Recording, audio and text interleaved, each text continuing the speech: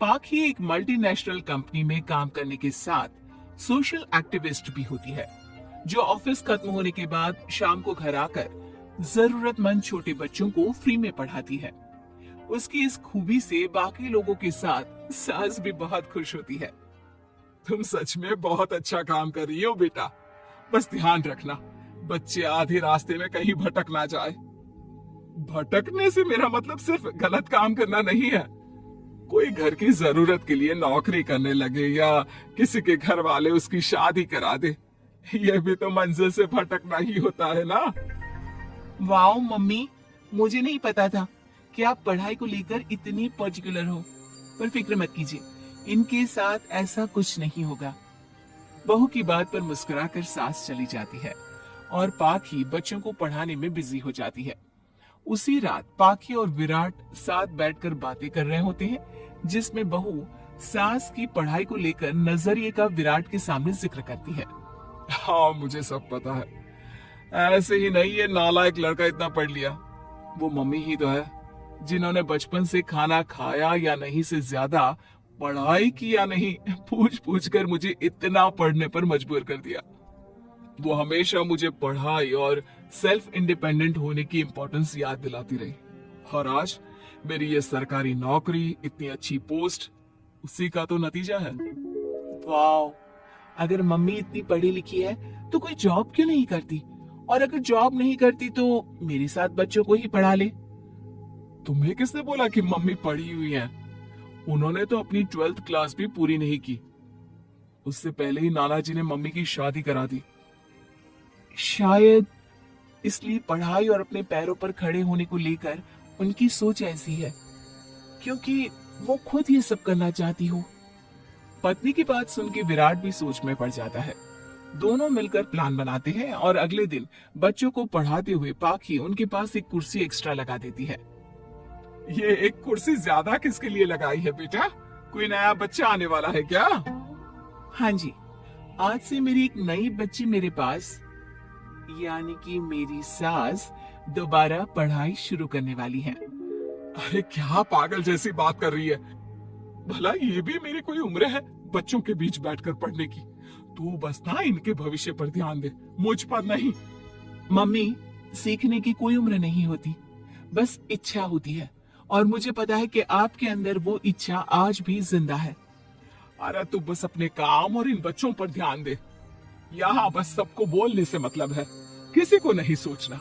अगर बात बाहर निकली तो समाज क्या सोचेगा और परिवार का कितना नाम बदनाम होगा।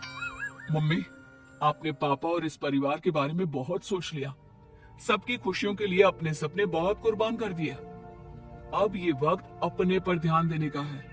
और जिस समाज की आप बात कर रही हो ना, उसकी तो आदत है हर कामयाब होते इंसान पर पत्थर मारने की।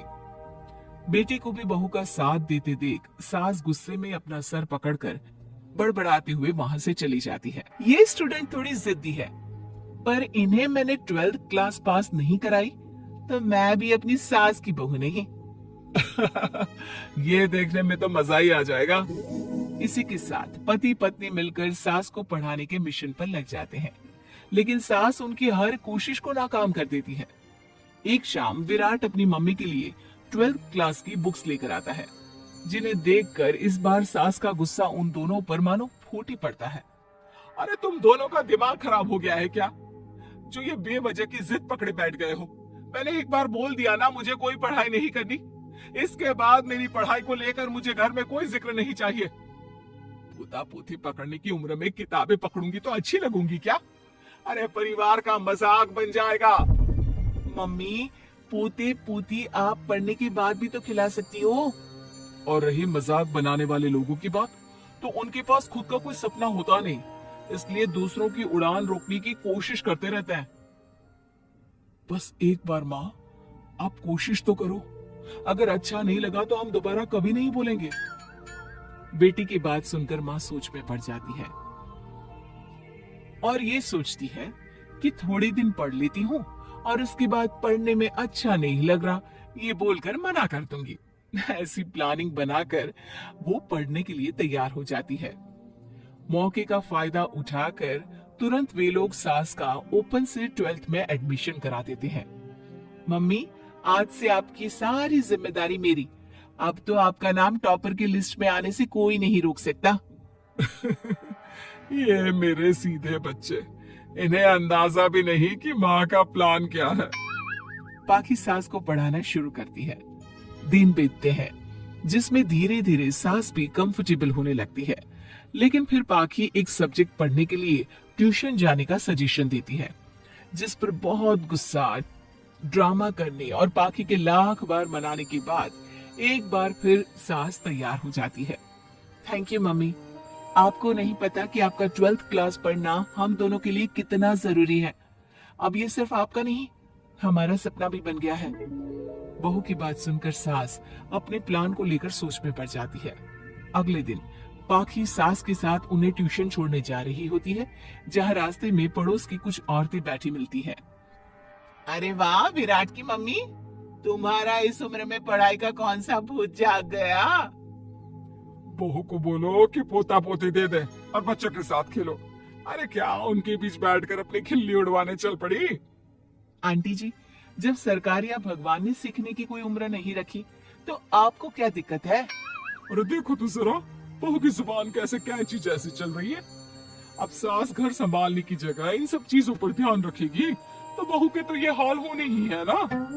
देखा बहू, इसलिए बोलती थी, अरे खाली दिमाग वालों से बहस नहीं करनी चाहिए, क्योंकि वो जब भी मुंह खोलेंगे गू ही बोलेंगे। उदाहरण तो तुमने अभी देख लिया। वैसे बहन, मैं तो अपना सपना पूरा कर लूंगी, लेकिन क्या यहाँ बैठकर पंचायत करने के अलावा तुम लोगों का कोई दूसरा सपना भी है?